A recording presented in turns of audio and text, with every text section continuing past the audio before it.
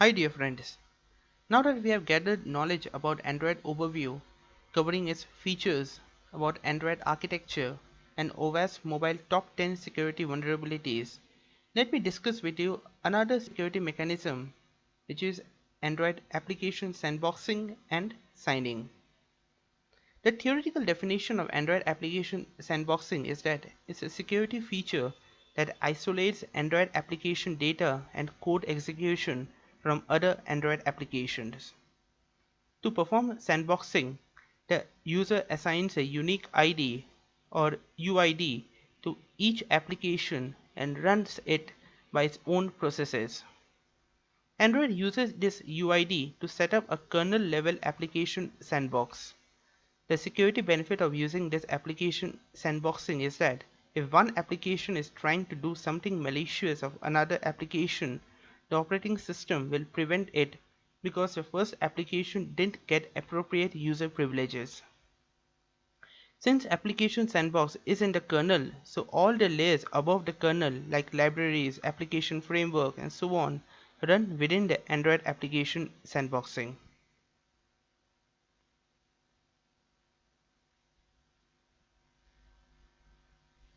Now we try to relate the theoretical definition of Android application sandboxing with this diagrammatic view of what the process goes on in the Android application sandboxing.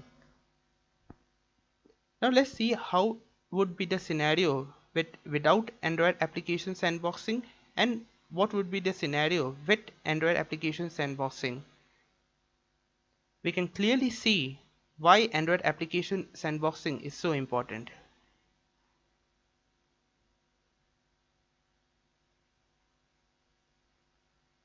The next thing I would like to discuss with you in this module is Android application signing. Now what is application signature? App signature is a pattern within your packets from an application or task.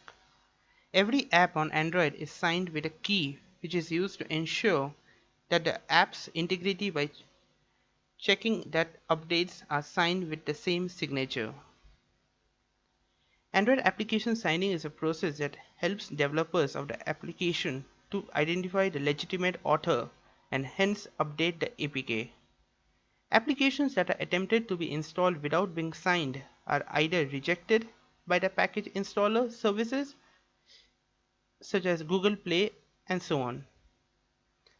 Android application signing is the first step of placing an Android application in an Android application sandbox. Different Android applications have different user ID. This prevents one application from gaining access to another application. When the Android application is installed in the Android device, the package manager verifies the certificate if it is properly set or not. The certificate contains a public key used to match the key used to sign in any other APK. Android applications can be self-signed or signed by a third party. Now this application signing process can be done by three methods: either version 1 signature scheme, also known as jar signing, or version 2 signature scheme, and the latest or the best one which is version 3 signature scheme. Jar signing or version 1 signature scheme. It is based on signed jar.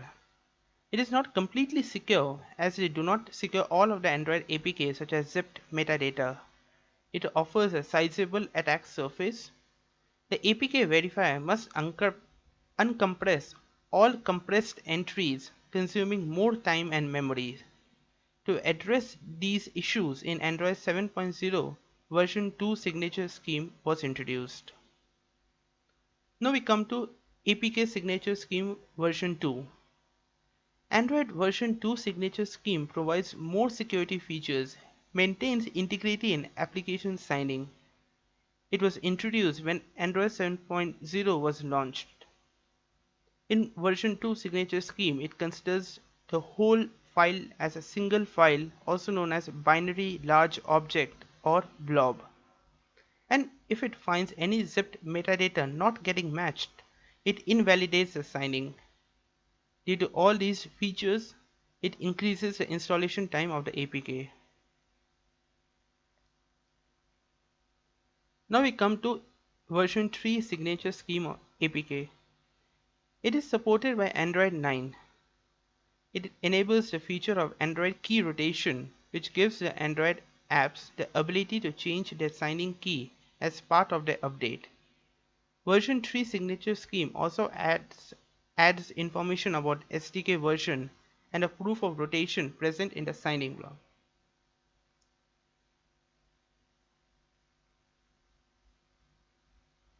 Now this is a diagrammatic view of the Android application signing process.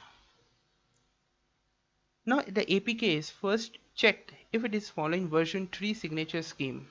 If yes, it is followed, then the rules for version 3 is signature scheme are verified. If it gets verified, then the APK is installed. If not, then it is rejected. Now again, if it is not following, suppose, the version 3 signature scheme, then it goes for checking if it is following version 2 signature scheme. If yeah, it is followed, then the rules for it is verified. If it gets verified, then it is installed. Not if not, then it is rejected.